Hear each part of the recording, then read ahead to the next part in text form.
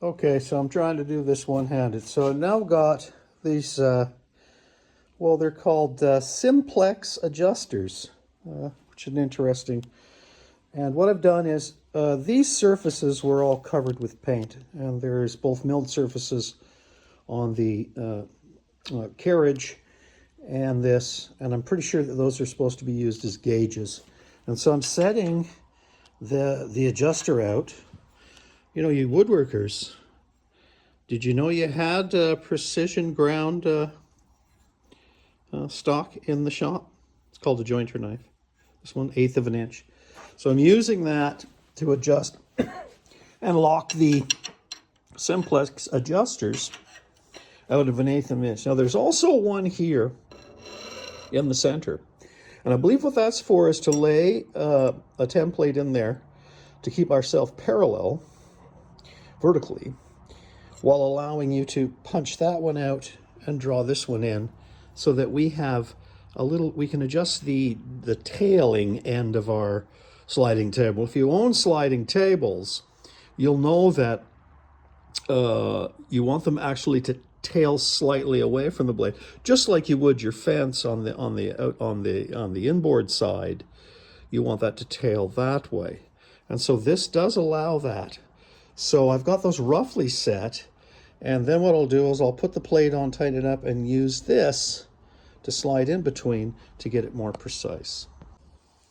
And so now here you can see that these were all covered in paint, and so you can see I have one in the center with no fasteners. I'm pretty sure that's to run a dowel rod or something that'll allow us to maintain the well, the parallelism of this carriage, but at the same time that helps us to eliminate twists. So if there is any twist in the carriage, we'll maintain perfect parallel at these points and allow the casting to sort of, if it has a little bit of twist. And it's important to note that that is just in front of the arbor of the saw, and that's the ideal spot because that's where the cutting action has.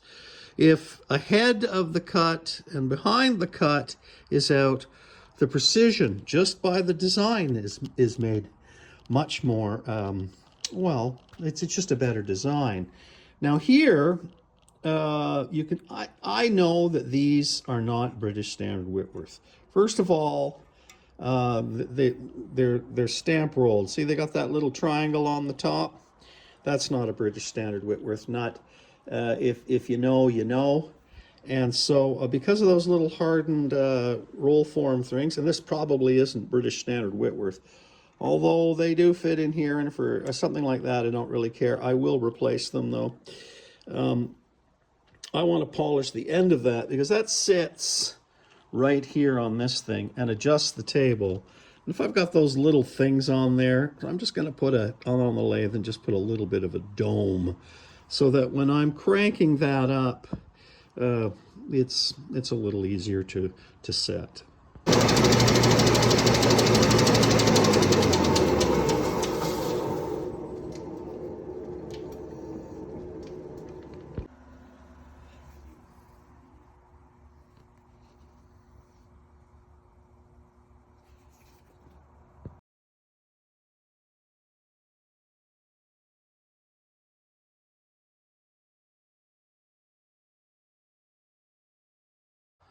Okay, so we're going to slide that on. I did chase these with a die. They were pretty chewed up from people, you know, obviously cranking stuff and forcing it. And so we're ready to drop those in, and then I'll use the my all right, precision metal gauge, little joiner knives, to use as a feeler gauge between these two castings.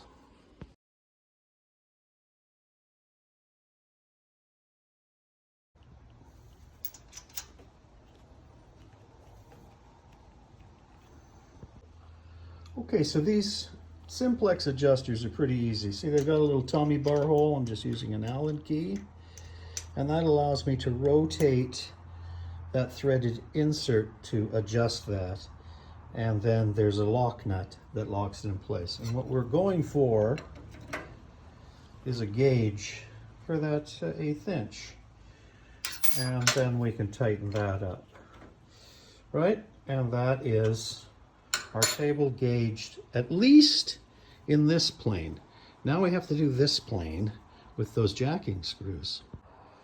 Okay, so we're going to have to now make the rail parallel with the table. And this is just rough. We're trying to get it close.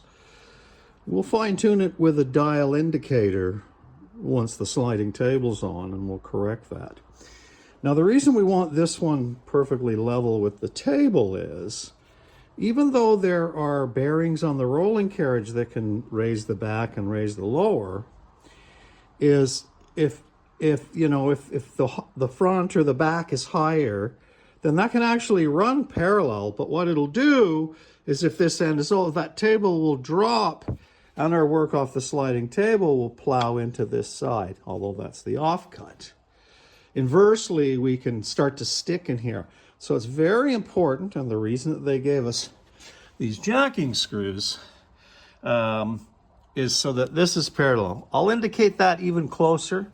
So I'm using this, 3.5 inches. I'm using this, and you can see I've got those set up on the table. I'm just using them as a feeler for these small jacking screws.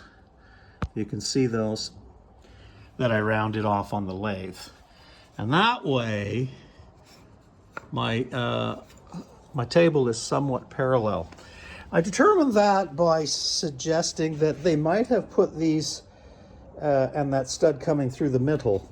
And that stud's a 3/8 stud going in a 1/2 inch hole. So I roughly set the table to the center of that simplex adjuster. So anyway, I'll lock that off, and we can start assembling this. But I've got to clean and resurface the bearings.